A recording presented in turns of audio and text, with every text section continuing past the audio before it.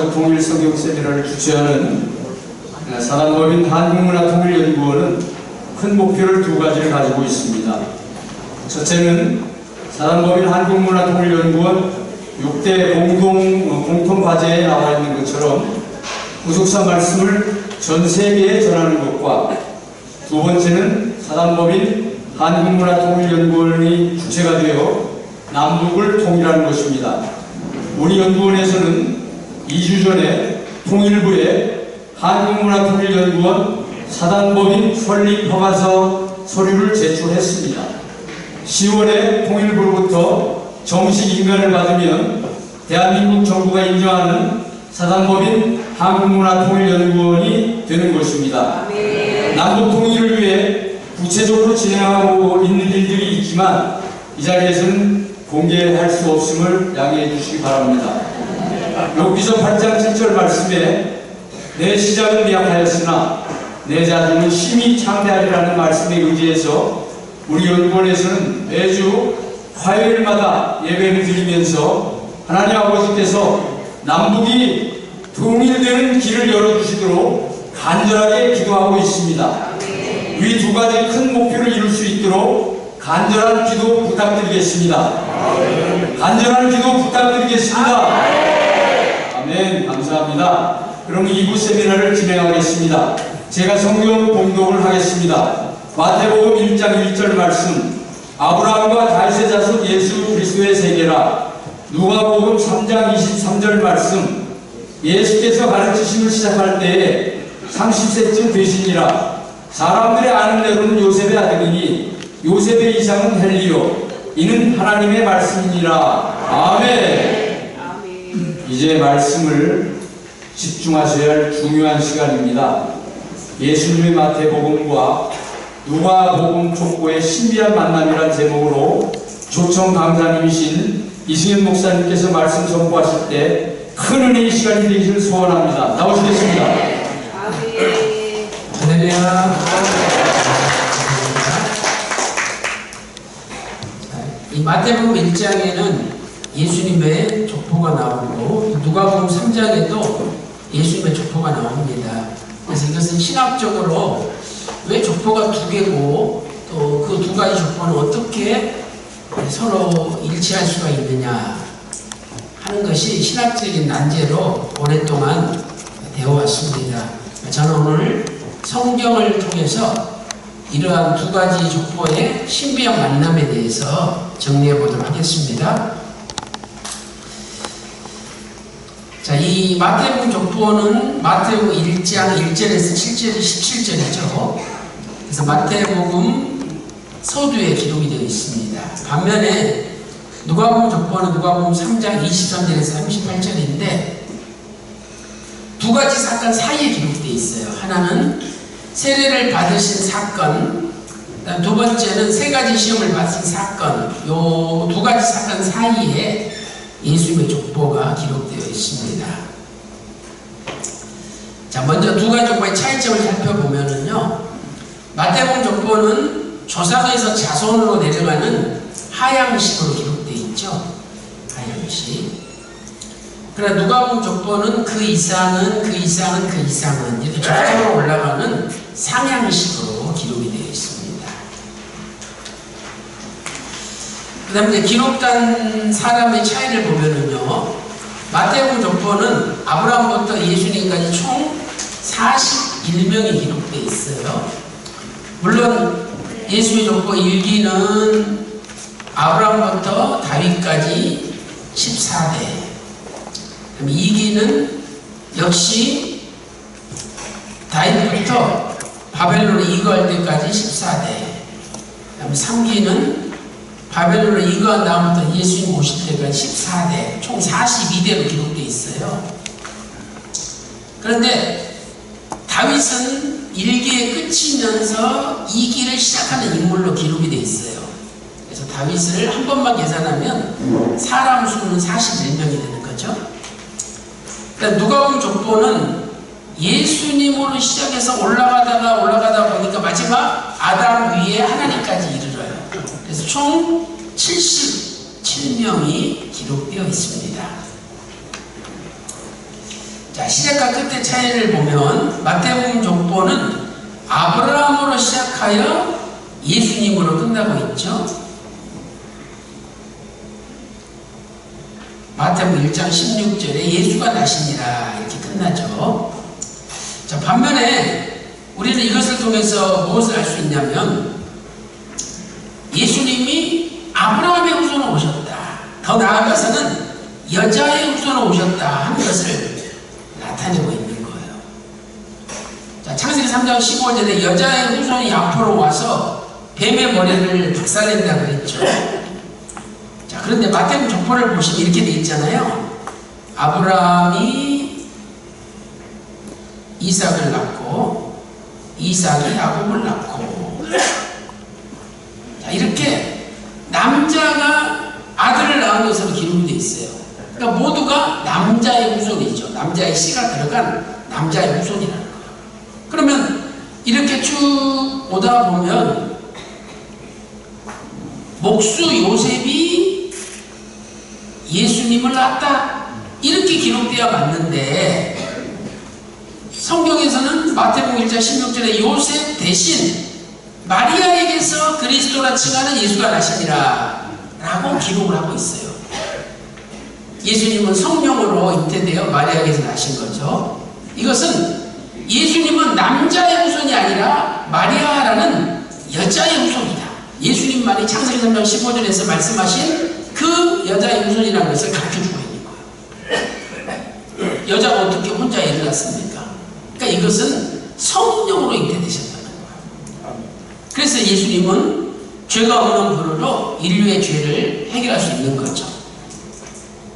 그래서 갈라디아 3장 16절에 아브라함의 자손들이 여러 명이 있는데 여럿을 가리켜 그 자손들이라 하지 아니하고 오직 하나를 가리켜 내 자손이라 말씀하셨다는 거예요.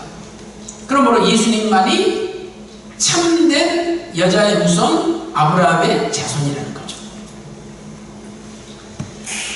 반면에 누가복음 족보는 예수님으로 시작하여 하나님으로 끝나고 있어요.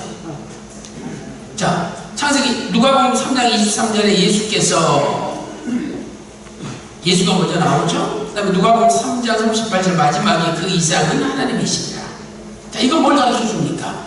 예수님으로 시작해서 하나님으로 끝났다는 것은 예수님의 근원을 올라가 봤더니 이분이 하나님이셨다는 거죠. 예수님의 하나님 되심, 신성을 증거하고 있는 거예요. 그래서 이것은 예수께서 하나님이시라는 예수님의 신성을 증거한 거죠. 요한복음 10장 30절에 나와 아버지는 하나이니라 이렇게 말씀하고 있습니다. 가문의 차이를 보면 마태복음 족보는 요셉의 가문을 기록한 족보고 누가복음 족보는 마리아의 가문을 기록한 족보죠. 이것은 나중에 더 자세히 살펴보도록 하겠습니다. 자, 정리하면 마태복음 1장은 하양식, 누가복음 3장은 상양식, 기록된 사람은 41명, 77명. 아브라함으로 시작하여 예수님으로 마태복음으로 끝나고 누가복음 족보는 예수님으로 시작하여 하나님으로 끝난다.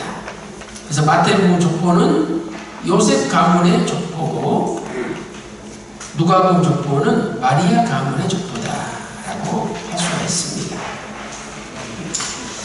이제 이 누가복음 족보와 다른 족보들을 좀 비교를 해보겠어요. 자, 아담부터 노아까지는 창세기 5장 족보와 누가복음 3장 36절에 38절이 똑같아요. 아담, 셋, 에노스, 게남, 마할랄레, 야레, 에노, 무드셀라, 라멕, 노아 똑같잖아요. 그 다음 두 번째로 셈부터 아브라함까지는 거의 같아요. 창세기 11장 족보와 누가복음 3장 34절 35절 비교하면 거의 같아요. 자, 한 가지 차이 나는 게 뭐냐면 누가복음 3장 36절에 가이난이라는 사람이 추가로 끼워져 있다는 거죠. 자, 이 셀라는 쌀라고 에벨은 해보고 다 똑같잖아요. 근데 이 가이난이 들어있다는 거예요. 그러나 가인안이 들어간다 그래서 연대 계산에 아무런 문제가 없어요. 왜냐하면 이 두 사람은 나중에 공부하겠지만은 서로 형제이기 때문에 형제. 가인안과 살라는 형제다. 그러니까 지금 셈이 아르박삿을 낳았고 아르박삿이 가인도 낳았고 살라도 낳았기 때문에 족보상으로는 문제가 없다는 거예요. 자, 그러면 가인안을 어떻게 볼 거냐? 창세기 11장 12절에서는 아르박삿이 35세에 셀라를 낳았다 라고 말씀하고 있어요. 자, 아르박삿이 셀라를 낳았는데 35세에 낳았다는 거예요. 근데 그 사이에 가인안이 들어가 있는데 가인안과 살라가 형제인데 아르박삿이 가인안도 낳았는데 몇 살에 낳았는지는 상관이 없다는 거지. 왜냐하면 35세에 셀라를 낳은 것은 확실하기 때문에. 그래서 성경 완전 보호의 관점에서 볼 때 아르박삿이 35세에 셀라를 낳은 것은 사실이다. 창세기 11장 12절에 아르박삿은 35세에 셀라를 낳았다. 그래서 두 사람이 형제라는 걸 어떻게 알 수 있냐면 이것은 요벨서라는 유대인들이 보는 책에 나와요. 자, 요벨서 8장에 보면 아르박삿이 가인을 낳았대. 근데 이 가인이 형인데 점을 치고 일월 성신을 숭배하고 우상을 숭배에 앞장섰어요. 그러니 그 가인안이라는 사람 후손으로 아브라함이 태어나고 또 그 후손으로 예수님이 오신다는 게 말이 안 되잖아요. 그래서 이 가인안은 장자였지만 장자권을 잃어버린 거예요. 셀라가 찾아지만 장자권을 이어받고 셀라의 가문에서 아브라함이 태어나고 예수님이 오시게 되는 거죠. 그러므로 셀라와 가인안은 형제인 거죠. 그런데 살라의 이상이 가인안이라는 걸 볼 때 가인안이 형이었다는 거예요. 근데 형이 장자권을 잃어버렸어. 자, 우리는 이걸 어떻게 이걸 성경에서 찾아볼 수가 있는 거죠? 자, 이삭이 에서와 야곱을 낳았잖아요. 그러면 이삭의 그 장자권이 에서에게 넘어갔어요. 에서에게. 에서가 형이니까. 야곱은 동생이고. 근데 형이 파출강 들어서 장자권을 팔아버렸어. 그러니까 이 형으로서 장자권을 잃어버렸어요. 그래가지고 야곱이 장자권을 얻었어. 그러니까 하나님의 뜻은 야곱에게 흘러가는 거죠. 그래서 야곱이 12아들을 낳고 그리고 11번째 아들인 요셉이 애굽의 총리가 되어서 전체 백성을 구원하게 된 거죠. 이런 것처럼 가인안이 형이었지만 장자권을 잃어버리고 그 장자권이 셀라에게 넘어간 거죠. 그래서 누가복음 족보는요 장자의 흐름을 기록한 거예요. 자, 여러분 예를 들어서 좀 이렇게 생각을 해보세요. 자, 아르박삿이 그 다음에 가인안으로 기록되어 있고 그 다음에 셀라, 에벨. 이게 지금 누가복음 족보의 순서예요. 그러면 여러분 이 족보를 한번 보세요. 자, 태조가 있어. 이건 조선 왕의 족보잖아요. 그 다음에 정종이 있어. 그 다음에 태종이 있어. 그 다음에 세종대왕, 세종이 있어요. 여러분 이 족보는 왕의 흐름을 조선의 왕이 어떻게 흘러갔는지를 나타나는 거예요. 근데 정종은 태조의 두 번째 아들의 둘째. 번째 아들이다. 그런데 태종은 정종의 아들이 아니에요. 태종은 태조의 5번째 아들이에요. 그러나 이것은 왕의 흐름이 어떻게 흘러갔는지를 나타내는 거잖아요. 마찬가지로 아르박사, 가이난, 셀라, 에벨의 족보는 장자의 지금 흐름을 나타내는 거예요. 가이난도 아르박사스의 아들, 셀라도 아르박사스의 아들이에요. 그러나 장자권이 가이난에게서 셀라로, 또 셀라가 그 아들 에벨에게로 이렇게 넘어갔다 하는 걸 보여주는 거예요. 그래서 누가복음에 나오는 그 이상은 이건 헬라어 정관사 호의 남성단 소유법으로서 장자의 흐름을 나타내는 거죠. 가이난이 아르박사스 장자권을 계승했지만 그의 불신앙으로 인하여 장자권이 살라에게 넘어갔다는 것을 성경은 나타내는 겁니다. 그다음 세 번째로 이삭부터 다윗까지도 똑같아요. 물론 마태복음에는 람으로 되어 있고 누가복음에는 아니라고 되어 있지만 히브리 원문에는 아람이라는 똑같은 단어예요. 우리말의 번역만 이렇게 다르지 헬라어로는 아람이라는 같은 단어예요. 이 아람이라는 같은 단어입니다. 자, 그런데 이제 다윗 다음부터 예수님의 육신의 아버지 요셉까지는 두 가지 족보가 갈라져요. 그래서 이 마태복음 족보는 다윗 다음에 솔로몬이 나와요. 누가복음 족보는 다윗 다음에 나단이 나와요. 나단. 그래서 마태복음 족보는 다윗 다음에 솔로몬으로 연결되고 누가복음 족보는 다윗 다음에 나단으로 연결이 돼요. 갈라지죠.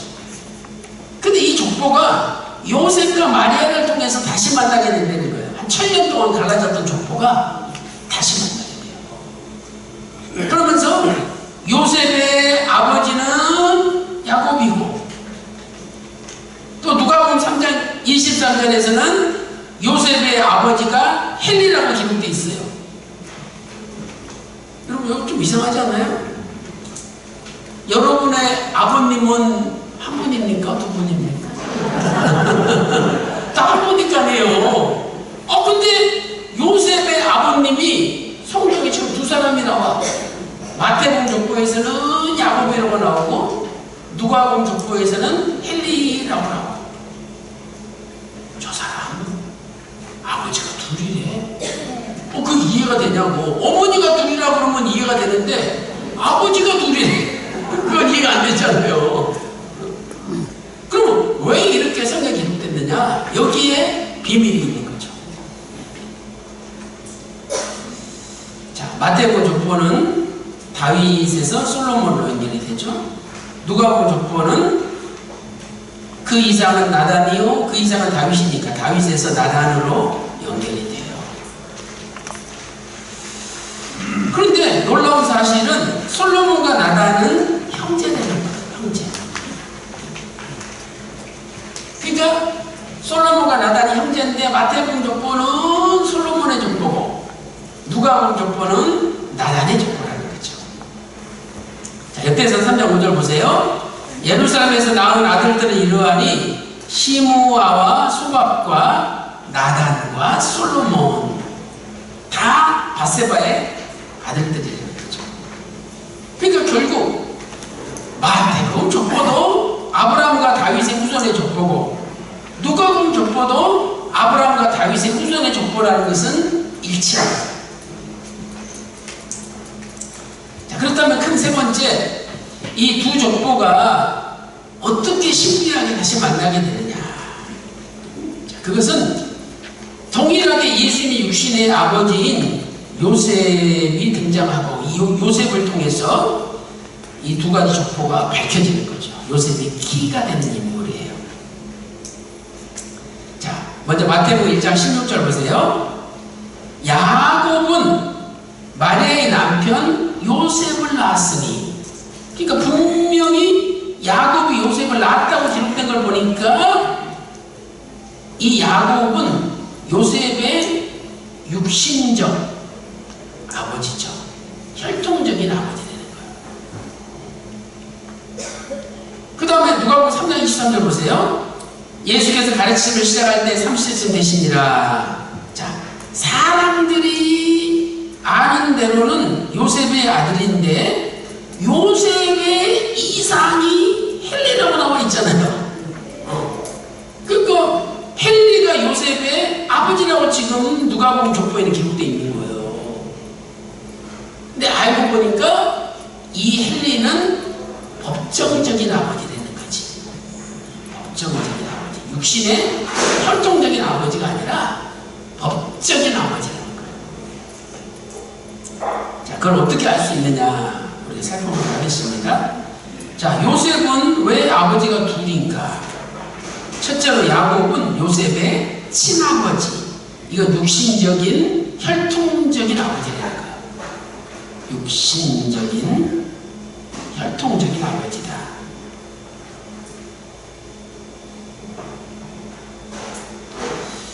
그러나 헬리는 요셉의 법정적인 아버지예요. 이것은 혈통과는 상관이 없는 거죠. 그래서 이 누가복음 족보를 보면은요, 투라는 헬라어가 나오는데 이것은 아까도 살펴봤듯이 장자권의 흐름을 나타내요. 그런데 다 혈통과 관계가 있어요. 뭐 형제든지 아니면 부자관계든지 아니면 뭔 조상이든지 혈통적으로 다 관계가 있어. 그런데 신기하게도 예수님의 육신의 아버지 요셉과 헬리 사이를 설명할 때는 헬라어 투가 사용이 안 되고 있어요.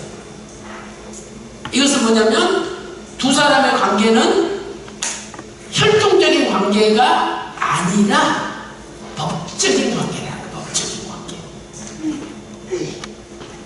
그래서 쉽게 말씀드리면요, 이 헬리의 딸, 이 딸이 마리아예요. 마리아. 헬리의 딸이 마리아예요.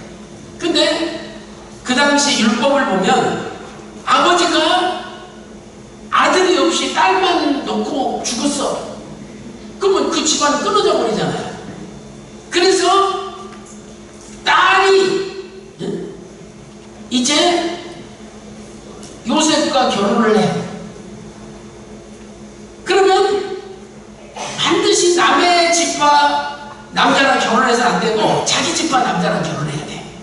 그러면 그 결혼한 딸과 결혼한 자기 집과 남자가 아버지의 법적인 아들이 돼가지고 그 집안의 모든 기업을 물려받는 거야. 그래서 헬리하고 요셉은 장인어른과 사이관계인데 아버지와 아들 관계로 법적으로 등록이 되는 거예요. 그래서 요셉과 헬리 관계를 나타낼 때는 헬라어 투가 나오지 않아요. 이건 혈통적으로 아무런 관계가 없다는 거죠. 자, 누가복음 3장 23, 24절 말씀 보세요. 요셉의 이상은 헬리요, 그 이상은 맏다시요, 그 이상은 레이요. 자, 그럼 보세요. 맏달과 레이 사이에 투라는 헬라어가 나오죠. 그 다음에 맏다하고 헬리 사이에도 이 투라는 헬라가 나오는 거예요.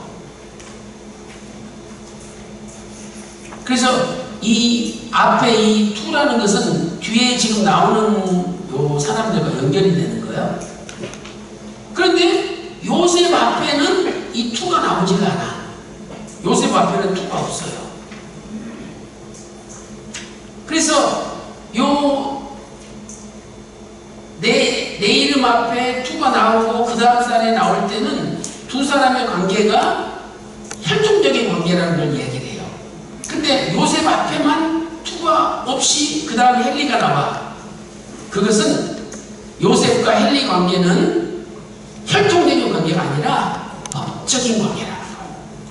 그러니까 원래대로 따지면 요셉 앞에도 여기 이 요셉 앞에도 여기에도 투라는 헬라어가 나와야 돼. 근데 지금 요셉 앞에는 이게 없어요. 이것은 요셉과 헨리 사이는 혈통적인 관계가 아니라는 거예요. 그래서 이것은 법적인 관계임을 나타내는 겁니다. 자, 그러면 헨리와 요셉은 어떤 법적인 관계가 성립되었느냐?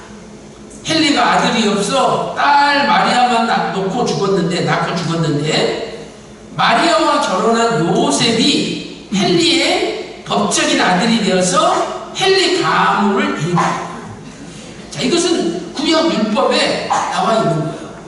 자, 구약 율법에 이 슬로부앗이라는 사람이 있었어요. 근데 이 사람이 아들은 없이 전부 딸들만 낳고 죽었어. 그래가지고 이 슬로부앗이 아들이 없으니까 완전히 집안이 없어질 위기가 된 거예요. 그래서 슬로부앗이 항의했어요. 아니, 우리 아버지가 얼마나 하나님의 뜻을 위해서 앞장서 일했는데 아들이 없다고 그 기업이 다 없어지면 되냐고 따졌어요. 그랬더니 모세가 기도했더니 하나님께서 야, 그런 경우는 아들이 없으면 딸들에게 아버지의 기업을 다 나눠주라 이렇게 얘기를 했어. 그래서 이제 아들이 없는 경우는 딸이 아버지의 기업을 물려받는 거예요. 근데 갑자기 또 문제가 생겼어요. 아니, 이 딸들이 다른 집안 남자들하고 결혼을 해버려. 그러면 요 기업이, 딸이 받은 기업이 다른 집 받게 돼버려. 그러니까 이 슬로부앗 지파에서 항의를 한 거예요. 아니, 딸들에게 재산 다 물려줬는데 전부 다른 지파 남자들하고 결혼해가지고 다 그냥 우리 지파 재산이 없어진다, 땅이 없어진다. 또 하나님께 물었더니 하나님께서 야, 그러면 딸들한테 주되 다른 지파 남자들하고는 결혼을 못하게 해라 이렇게 하나님이 명령을 내린 거예요. 자, 민수기 27장 7절 8절 보세요. 슬로부앗의 딸들의 말이 오르니 너는 반드시 그들의 아비의 형제 중에서 그들에게 기업을 주어 얻게 하되 그 아비의 기업으로 그들에게 돌릴지니라. 너는 이스라엘 자손에게 고하여 이르기를 사람이 죽고 아들이 없거든 그 기업을 딸들에게 돌릴 것이요. 자, 그 다음에 첫째로 아버지의 기업을 받은 딸들은 반드시 같은 지파 남자에게 시집을 가야 돼요. 자, 민수기 36장 6절에 있죠. 자, 우리 다 같이 읽어보겠습니다. 민수기 36장 6절 시작. 슬로부앗의 딸들에게 대한 여호와의 명이 이러하니라. 이르시되 슬로부앗의 딸들은 마음대로 시집가려니와 오직 그 조상 지파의 가족에게로만 시집하자. 그래야 우리 지파의 재산이 남의 지파로 안 넘어가잖아요. 자, 이런 율법에 의거해서 헨리가 딸 마리아만 낳고 죽었어. 그래서 마리아가 그 재산을 기업을 얻었는데 이제 같은 유다 지파 남자랑 요셉이랑 결혼을 하면 요셉이 헨리의 법적인 아들이 되어서 아버지의 기업을 물려받게 되는 거죠. 그래서 결국 다윗이 죽고 하나는 솔로몬에게, 하나는 나단에게 이렇게 족보가 이어졌어요. 그래서 솔로몬의 족보가 마태복음 족보고 나단의 족보가 누가복음 족보예요. 근데 이 족보가 약 1000년 동안 나눠져 있다가 요셉과 마리아를 통해서 만나게 된 거예요. 참 신기한 일이죠. 그래서 이 솔로몬의 족보로 요셉이 오고 나단의 족보로 마리아가 왔는데 두 사람이 결혼함으로 두 족보가 서로 1000년 만에 만나게 된 거죠. 자, 그렇다면 이 두 족보가 만나게 된 구속사적 의미를 살펴보도록 하겠습니다. 자, 두 족보가 만난 것은 언약의 성취죠. 언약의 성취다. 목의 족보, 마리아의 족보나 북의 족보, 요셉의 족보 어디로 보나 다 다윗의 후손으로 오신다는 말씀은 성취가 된 거죠. 왜? 마리아도 다윗의 후손이고 요셉도 다윗의 후손이니까. 하나님께서 다윗과 언약을 체결하면서 야, 네 후손으로 앞으로 메시아가 온다라고 다윗 언약을 체결하시는데 그 언약이 이루어진 거예요. 사무엘하 7장 12절 13절에 내가 네 몸에서 날 자식을 네 뒤에 세워 그 나라를 견고케 하리라. 저는 내 이름을 위하여 집을 건축할 것이요 나는 그 나라 위를 영원히 견고케 하리라. 여러분, 영원한 나라, 그것은 예수님에 의해서 이루어지는 거죠. 또한 여자의 후손으로 오신다는 약속을 성취시켰어요. 자, 마리아에게서 예수님이 나셨죠? 마리아에게서 그리스도라 칭하는 예수가 나시니라. 마태 1장 16절. 여자의 후손으로 오셨어요. 그 다음에 누가복음 족보 역시 마리아에게서 예수님이 나심을 증거하고 있어요. 자, 누가복음 3장 23절 보세요. 사람들이 아는 대로는 요셉의 아들이니. 그러니까 사람들이 모르는 세계가 있다는 거죠. 그 사람들이 모르는 세계는 마리아를 통해서 성령으로 잉태되신 거죠.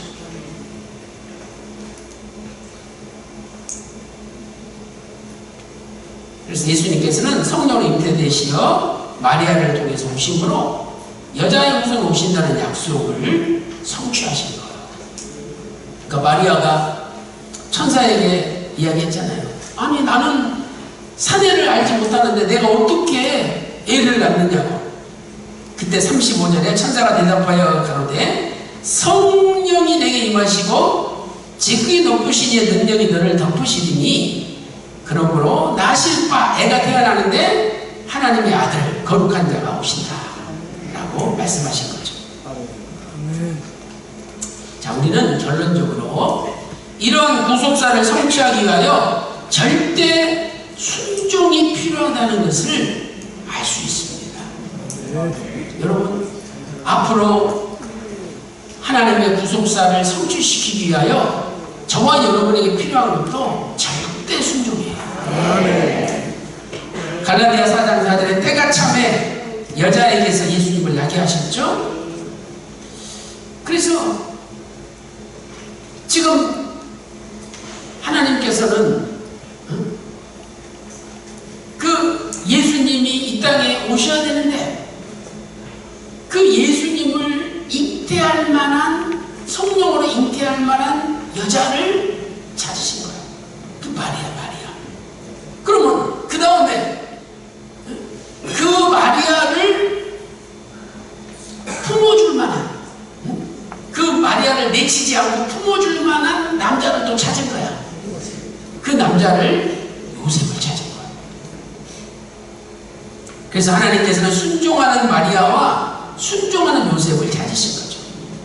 그래서 때가 찼다. 갈라디아 4장 4절에 이것은 이들의 이제 순종이 준비되었다는 거예요. 지금까지는 성령으로 여자가, 처녀가 애를 낳아야 되는데 그걸 감당할 만한 여자를 찾는데 못 찾았어. 근데 마리아를 찾으신 거예요. 때가 차니까. 또 그 여자를 품어줄 만한 약혼자 남편을 사줘야 되는데 아무도 없어. 그래서 젊은 놈들 없어가지고 늙은 요셉을 찾은 거야. 여러분, 마리아하고 요셉은요, 이 기독교 전승을 보면은요, 나이 차이가 엄청나요. 노총각에? 자, 여러분 보세요. 예를 들어서 내 딸이 한 16이야. 근데 어느 날 아버지, 나 시집 갈래요. 나 남자 있어요. 야, 너 나이 16밖에 안 되는데 네가 시집을 가? 그래, 그러면 일단 한번 어떤 놈인지 데리고 와봐라. 그래가지고 남자를 데리고 오라고 그랬어. 아니, 딸이 16이면 부모가 뭐 한 40대 될 거 아니에요. 기껏해야. 근데 남자를 데렸는데 남자가 70 가까이 됐어.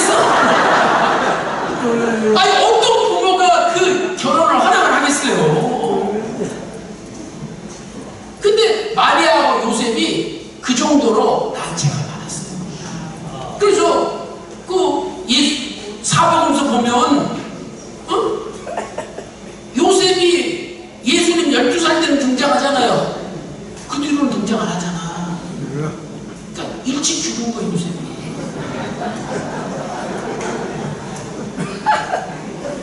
그래서 마리아도 요셉이 결혼하지 않았다면 두 족보가 만날 수 없는 거예요. 아멘. 요셉은 예수님이 12살에 막 예루살렘 올라간 이후에 성경에 등장하지 않아요. 일찍 죽었어요. 그래서 유대 전승에 보면 나이 차이가 엄청나게 많이 난다는 것을 증거하고 있습니다. 첫째로 마리아의 순종을 보세요. 자, 마태복음 1장 18절 보세요. 예수 그리스도의 나심은 이가 아니라 그 모친 마리아가 요셉과 정혼하고, 자, 여기 정혼하고라는 표현을 잘 보세요. 헬라어로 모네스튜데이세스, 모네스튜데이세스. 자, 이것은 수동태. 그러니까 마리아가 늙은 할아버지 같은 요셉과 정혼했는데 그게 본인이 주도한 것이 아니라 누군가에 의해서 결혼하게 됐다는 거야. 아멘. 그러니까 성령님께서 남자를 찾는데 젊은 놈은 없어. 그래도 보니까 요셉은 끝까지 마리아를 보여줄 것 같아. 너 총각이야. 그래서 요셉을 택한. 또 요셉 보세요. 이제 하나님이 시켜가지고 마리아랑 약혼을 했어. 정혼을 했어. 관계를 한 번도 갖지 않았어. 근데 갑자기 마리아가 배가 불러오는 거야. 배가 이렇게 산더미처럼 불러와. 자기는 관계한 적도 없는데. 그러면 만약에 요셉이 저 마리아가 나는 손도 되지 않았는데 어떤 남자랑 관계해가지고 배가 불렀다 이렇게 말하는 순간에 돌에 맞아 죽어야 돼요, 마리아가. 그럼 예수님이 이 땅에 오실 수 있어요, 없어요? 오실 수 없는 거예요. 그래서 요셉은 의로운 사람이라 그냥 가만히, 야, 우리 못 살겠다, 끊자, 이렇게 하려고 했어. 근데 꿈에 주의 사자가 나타나서, 야, 이건 성령으로 잉태된 거야. 너 절대 그 여자 지키고 보호해줘야 돼. 그 여자를 통해서 예수, 자기 백성을 죄에서 구원할 자가 태어나시게 돼 있어. 성령으로 잉태된 거야. 그 말씀 듣고 끝까지 마리아를 보호한 거야. 그래서 요셉은 의로운 사람이라 가만히 끊고자 했지만 주의 사자의 분부대로 순종하였죠. 자, 마태 1장 19절 보세요. 그 남편 요셉은 의로운 사람이라 저를 들내지 않고 가만히 끊고자 하여. 24절. 요셉이 잠있게가 일어나서 주의 사자의 분부대로 행하여 그 아내를 데려왔다. 근데 1장 25절 보면 예수 태어날 때까지 동침하지 않았대. 마리아의 손도 안 댔대. 이렇게 요셉과 마리아의 순종이 있었기 때문에 예수님이 이 땅에 오시고 두 족보가 만날 수 있게 된 거예요. 참 신비한 하나님의 역사 아닙니까? 세상 사람들이 볼 때는요, 완전히 미친 사람들이야. 아니, 젊은 10대 여자가 70 가까운 남자랑 결혼한다고 생각해 보세요. 그 당시에.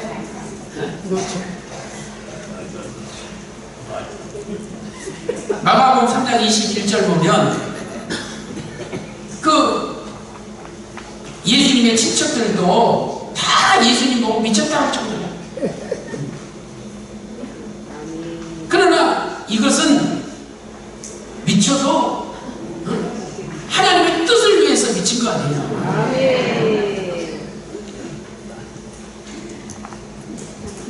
그래서 고린도후서 5장 13절에 우리가 만일 미쳤어도 하나님을 위한 것이라는 거예요.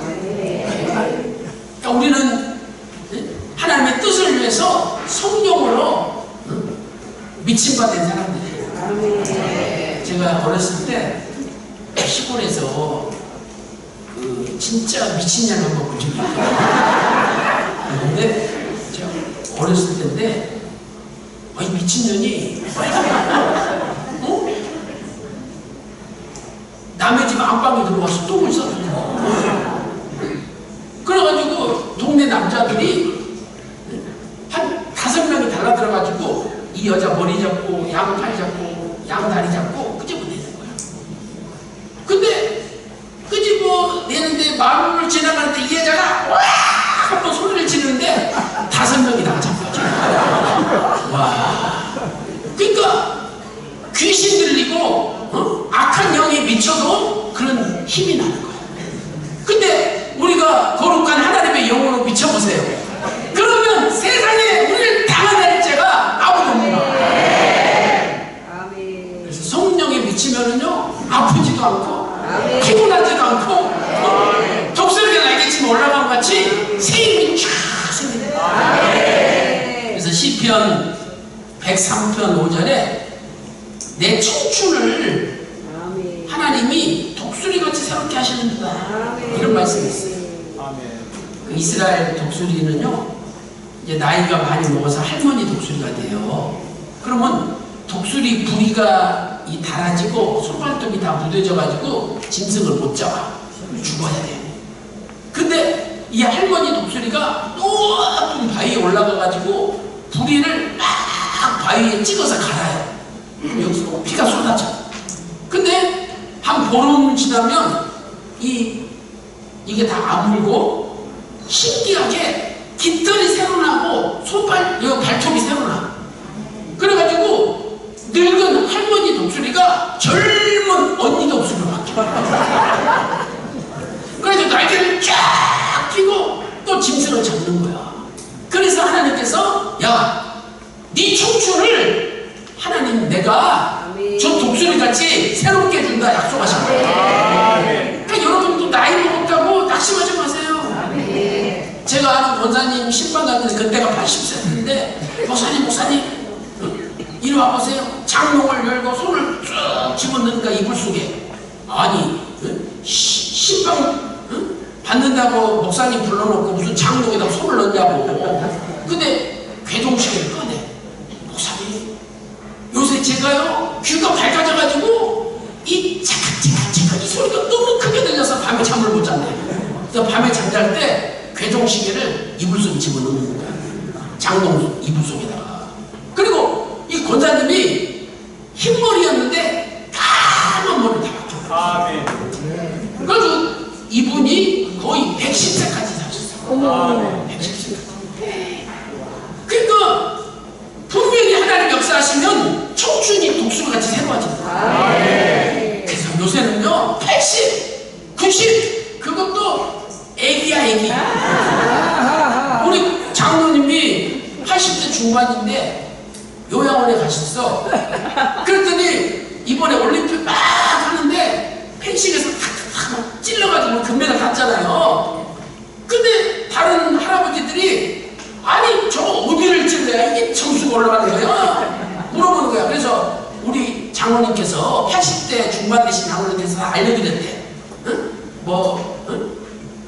어디를 찔러야 몇 점 올라가고 어디 찔러야 몇 점 올라가고 다 알려줬대. 그랬더니 그 할아버지 하는 이야기가 아이고 그래도 젊은 놈들이 낫구만.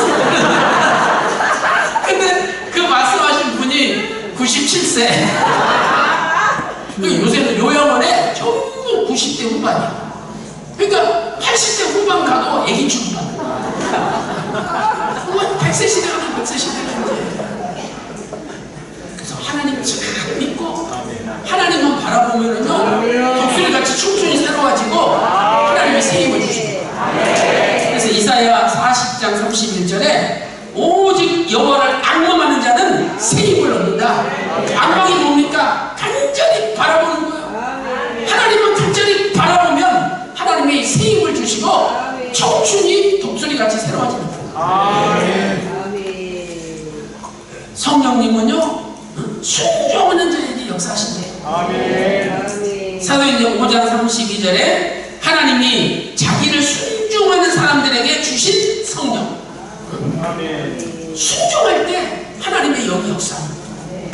그래서 오늘 요셉과 마리아가 하나님의 뜻이라면 사람들한테 손가락질 받고 비난받아도 순 아멘함으로 그 두 사람을 통해서 예수님께서 이 땅에 오시고 하나님의 구속 역사가 성취된 것처럼 저와 여러분도 하나님 부르시는 그날까지 하나님의 말씀에 절대 순종하며 구속사를 성취시키는 저와 여러분이 다 되시기를 주님의 이름으로 축원합니다. 기도하겠습니다. 하나님 아버지 감사드립니다. 오늘 또 마태복음 족보 하나님의 뜻을 위해서 성령으로 미친 바 된 사람들이에요. 제가 어렸을 때 시골에서 그 진짜 미친년 한번 보여주겠다. 근데 제가 어렸을 때인데 이 미친년이 남의 집 안방에 들어와서 뚝을 썩고 그래가지고 동네 남자들이 한 5명이 달라들어가지고 이 여자 머리 잡고 양팔 잡고 양다리 잡고 끄집어내는 거야. 근데 끄집어 내는데 마을을 지나가는데 이 여자가 와 하고 소리를 지르는데 5명이 나잡혀져. 와. 그러니까 귀신 들리고 악한 영에 미쳐도 그런 힘이 나는 거야. 근데 우리가 거룩한 하나님의 영으로 미쳐보세요. 그러면 세상에 우리를 당할 자가 아무도 없는 거야. 그래서 성령에 미치면요 아프지도 않고 피곤하지도 않고 독수리가 날개치면 올라가는 같이 새 힘이 쫙 생깁니다. 그래서 시편 103편 5절에 내 청춘을 하나님이 독수리같이 새롭게 하시는다 이런 말씀이 있어요. 그 이스라엘 독수리는요 이제 나이가 많이 먹어서 할머니 독수리가 돼요. 그러면 독수리 부리가 닳아지고 손발톱이 다 무뎌져가지고 짐승을 못 잡아. 그럼 죽어야 돼. 근데 이 할머니 독수리가 높은 바위에 올라가가지고 부리를 막 바위에 찍어서 갈아요. 그럼 피가 쏟아져. 근데 한 보름 지나면 이게 다 아물고 신기하게 깃털이 새로나고 발톱이 새로나. 그래가지고 늙은 할머니 독수리가 젊은 언니 독수리가 그래서 날개를 쫙 펴고 또 짐승을 잡는 거야.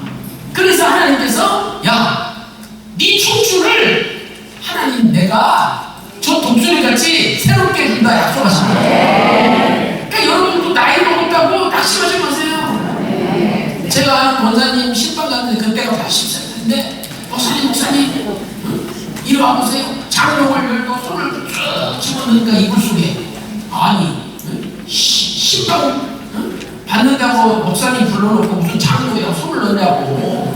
근데 배동식을 꺼내. 목사님 요새 제가요 귀가 밝아져가지고 이 차깍차깍차깍 소리가 너무 크게 들려서 밤에 잠을 못 잤네.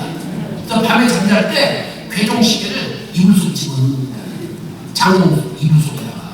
그리고 이 권사님이 흰머리였는데 까만 머리 다. 그래서 이분이 거의 110세까지 사셨어요. 110세까지. 그러니까 분명히 하나님 역사하시면 청춘이 독수리같이 새로워진다. 그래서 요새는요 80, 90 그것도 애기야 애기. 우리 장로님이 80대 중반인데 요양원에 가셨어. 그랬더니 이번에 올림픽 막 하는데 펜싱에서 탁탁 찔러가지고 금메달 땄잖아요. 근데 다른 할아버지들이 아니 저 어디를 찔러야 이게 점수가 올라가는 거야? 물어보는 거야. 그래서 우리 장로님께서 80대 중반 되신 장로님께서 알려드렸대. 어디를 찔러야 몇 점 올라가고 어디 찔러야 몇 점 올라가고 다 알려줬대. 그랬더니 그 할아버지 하는 이야기가 아이고 그래도 젊은 놈들이 낫구만. 근데 그 말씀하신 분이 97세. 요새는 요양원에 전부 90대 후반이야. 그러니까 80대 후반 가고 애기 출판. 한 100세 시대면 100세 시대면 그래서 하나님 잘 믿고 하나님만 바라보면요 독수리같이 충분히 새로워지고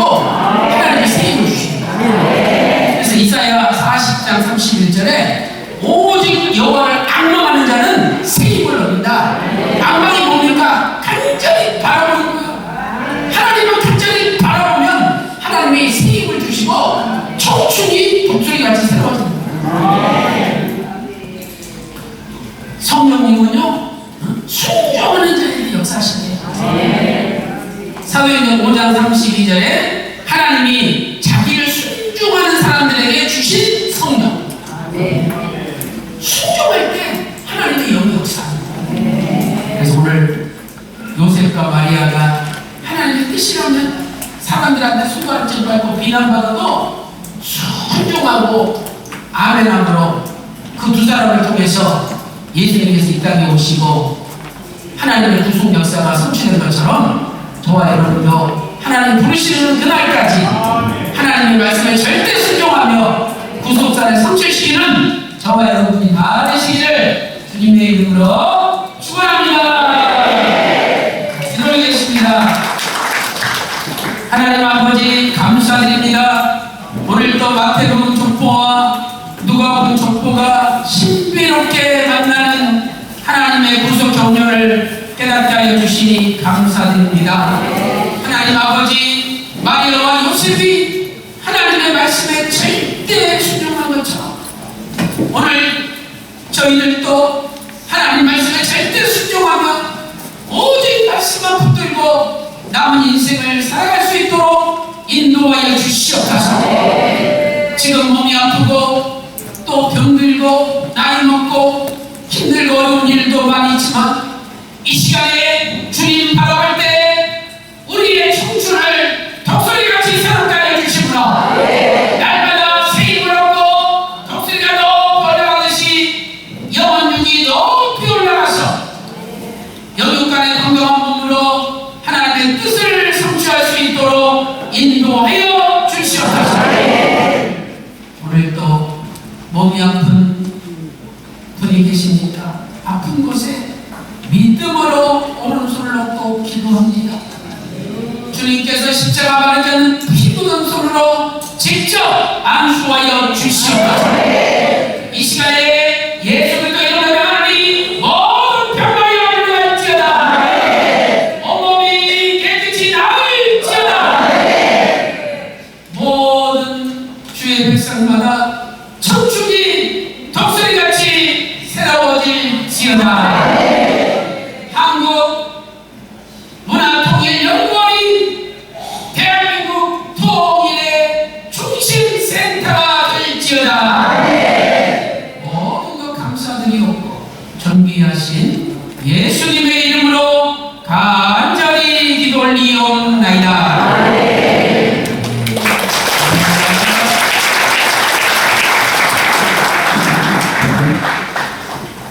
마태복음과 누가복음 새로운 말씀으로 큰 은혜 받으셨죠? 다음 세미나도 기대해 주세요. 다음 세미나는 준비가 순조롭게 진행되면 장축체육관에서 만군의 내비를 모시고 진행할 예정입니다. 이를 위해 기도 부탁드리겠습니다. 우리 열강을 해주신 초청 강사님께 박수 드리겠습니다. 이 시간은 한영 교류사 시간입니다. 사단법인 한국문화통일연구원 진경 대표이장님이신 박찬중 장로님 나오시겠습니다.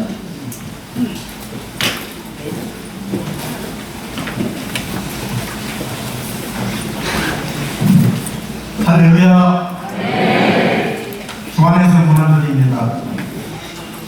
한국문화통일연구원 주최로 제5차 구속사 세미나 낸 우리 조국 근현대사 전파를 위한 복되고 귀한 모임을 허락하여 주신 하나님 아버지께 감사와 찬송 돌려드립니다. 대한민국 건국기념과 정체성 확립 세계 열방의 춤을 추며 참평강의 빛 앞에 몰려온 많은 박의 정신과 십자가의 구속의 은총 앞에 감사 감격하여 귀한 분들 앞에서 인사드리게 됨을 영광스럽게 생각합니다. 사랑노민 한국문화통일연구원을 창립해 주시고 오늘 그 민족사학의 전통을 빛내는 고려대학교 교육회관에서 벌써 제5차 구속사 세미나를 개최하게 됨을 깊이 감사드립니다. 1950년 6월 25일 동족살육 대참사, 대한민국 폐망 직전에 인천 산육작전 절묘한 전략 성전 9월 28일 중앙청의 태극기를 제안한 기념일을 통일의 비전으로 삼아 감사와 영광을 하나님께 올립니다. 금번 세미나를 통해서 구속성리의 노정과 그 가정을 하나하나 조경케 해주시는 하나님의 크신 은혜 앞에 즐거운 시간이 되시기를 부탁드립니다. 너의 행사를 여호와께 맡기라. 그리하면 너의 경영하는 것이 이루리라. 잠언 16장 3절 말씀과 같이 오늘 행사를 마치는 시간까지 은혜와 진리로 인도하여 주실 것을 성령님께 맡깁니다. 오늘 말씀 전해주시는 이승용 목사님을 통해 큰 은혜의 시간이 될 줄 믿고 감사드리며 인사 말씀을 마치겠습니다. 주 2024년 9월 27일 사랑하는 한국문화통일연구원 정경대표회장 박찬일 장관 감사합니다.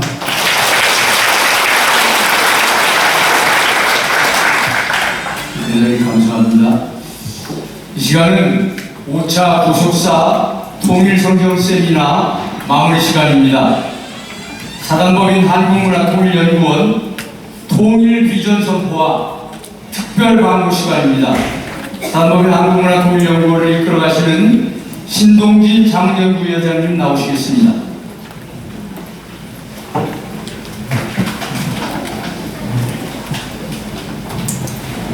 감사합니다. 대단히 감사합니다. 오늘 사회자께서 특별 광고를 지금 말씀하셨습니다. 특별 광고 시간입니다. 이 시간 다시 한번 말씀드리겠습니다. 영원한 빛, 생명의 말씀으로 후소작성 성경 세미나 그 만나서 조국 통일이라는 제목으로 목사님께서는 1~9월씩 대한민국을 어떻게 하면은 건국하고 어떻게 하면은 통일할 수 있느냐는 제목으로 말씀 전해주신 그 어른 그분 이 자리에 계시는 분들은 기억하시고 다시 한번 그 말씀을 마음속에 품고 이루어질 때까지 기도하시고 처장하는 여러분이 되시기를 간절히 부탁을 드리겠습니다. 간절히 부탁을 드리겠습니다. 이제 통일에 대한 말씀 광고 드리겠습니다. 제가 선창하면은 이 자리에 계시는 분들은 빠짐없이 시작할 때 복창해 주시기를 바랍니다. 제가 선창하겠습니다. 시작하면 복창해 주시기를 바랍니다. 우리의 소원은 통일. 시작. 우리의 소원은 통일. 할렐루야. 이 자리에 계시는 분들은 한 번도 빠짐없이 하나님께서 택하시고 부르셔서 통일의 사명자로 쓰시기 위하여 참여할 수 있도록 허락해 주신다는 사실, 생명이 있는 한 하나님의 말씀에 강산이 말씀대로 순종하고 또 순종하여 통일은 우리의 기도로서 이루어진다는 사실을 믿고 복창해 주시기를 바랍니다. 시작합니다.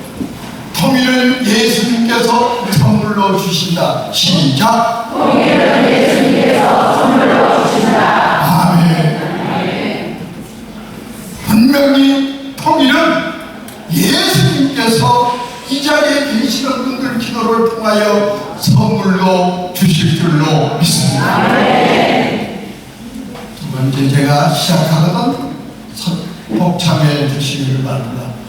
나는 오직 예수님만 따라간다. 시작. 나는 오직 예수님만 따라간다. 할렐루야. 네. 우리는 약합니다. 언젠가는 이 세상을 떠나야 합니다.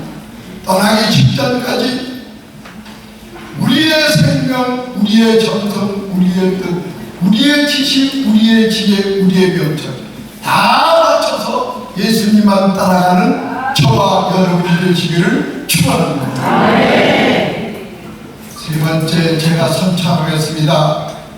잊지 말고 힘차게 복창해 주시기를 바랍니다. 통일 성취 완성은 예수님께서 이루어 주신다. 시작!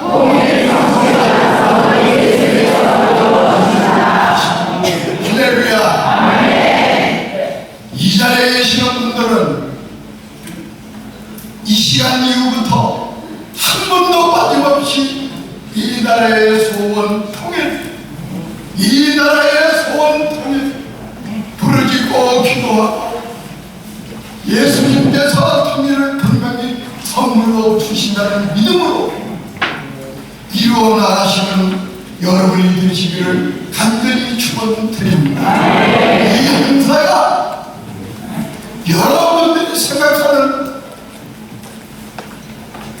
정말로 안타까운 그분의 뜻, 구국 통일의 목요 예배를 기억하시며 마음속으로 이루어 나간다는 다짐을 하시고 이 자리를 떠나시며 이 자리에 베풀어 주신 여러분들의 충성 다같이 감사하고 기도해 한마음 한뜻으로 오늘 이 시간을 마치며 소망은 하나님께서 우리에게 주신다는 말씀 잊지 마시고 돌아가시는 여러분들이 되시기를 간절히 부탁을 드립니다.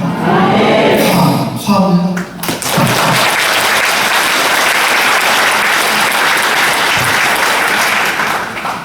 사단법인 한국문화통일연구원이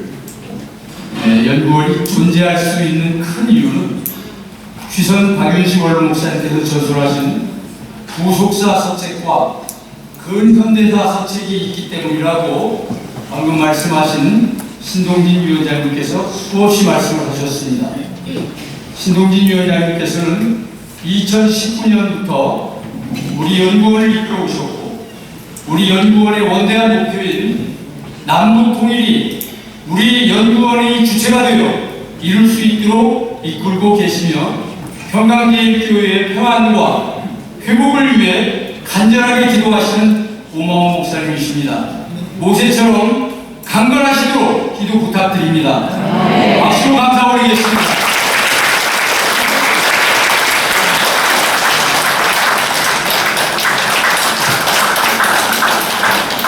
반복 시간입니다. 오늘 말씀을 선포해 주신 초청 강사님 이승현 목사님께 감사드리고 순서 맡으신 모든 분들께 감사드립니다. 특별히 민경배 석자 교수님과 이한수 중경 총회장님께 감사드립니다. 오늘 세미나에 참석해 주신 모든 목사님, 사모님, 장로님, 권사님, 집사님께 감사드립니다. 축도가 끝난 후 정성껏 준비한 귀한 음식 맛있게 드시기 바랍니다. 한 가지 부탁드립니다.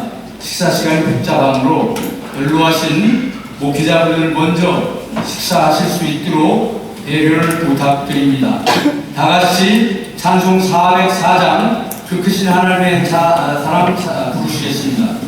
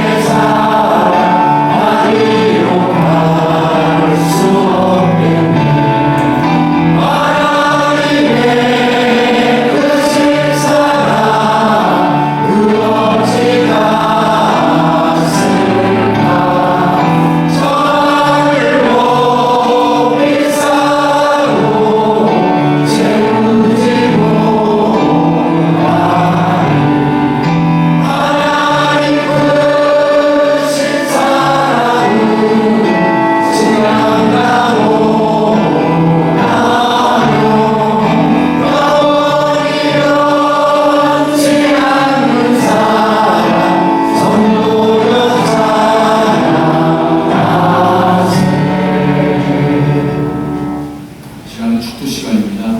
우리 양창국 목사님 준비해 주세요. 우리 양창국 목사님은 국제마약 강철대학교 총장님이시며 사단법인 한국문화통일연구원 고문이십니다. 목사님 축도로 이 순서를 마치도록 하겠습니다.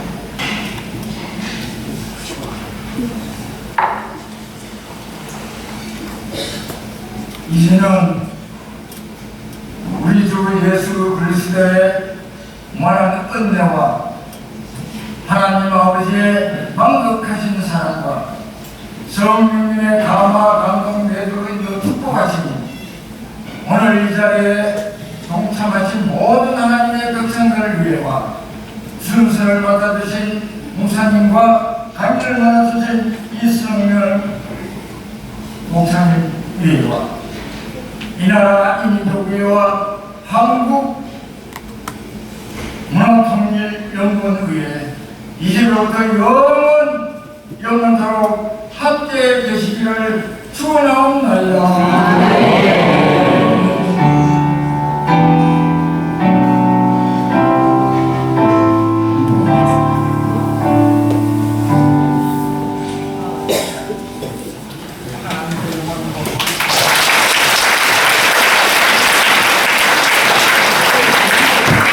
제가 말씀드리려고 했는데 목사님께서 말씀을 해주셨어요.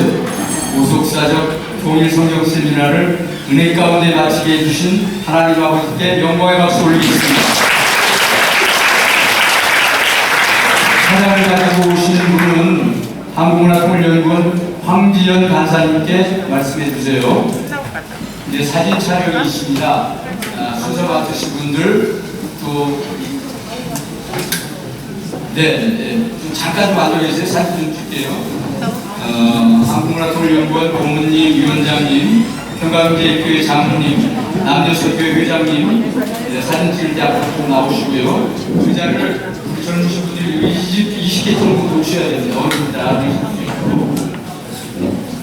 네, 이걸 좀 올려주세요.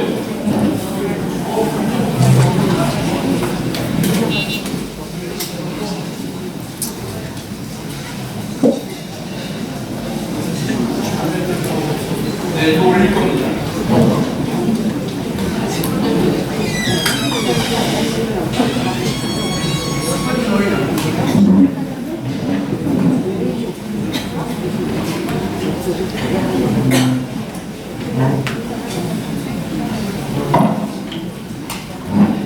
우리 나같이 할렐루야 하면서 두 손 ton적 들고 갑시다. 할렐루야.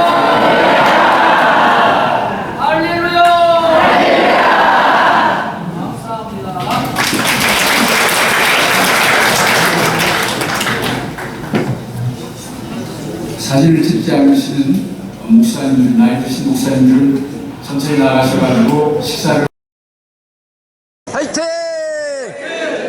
화이팅! 김치!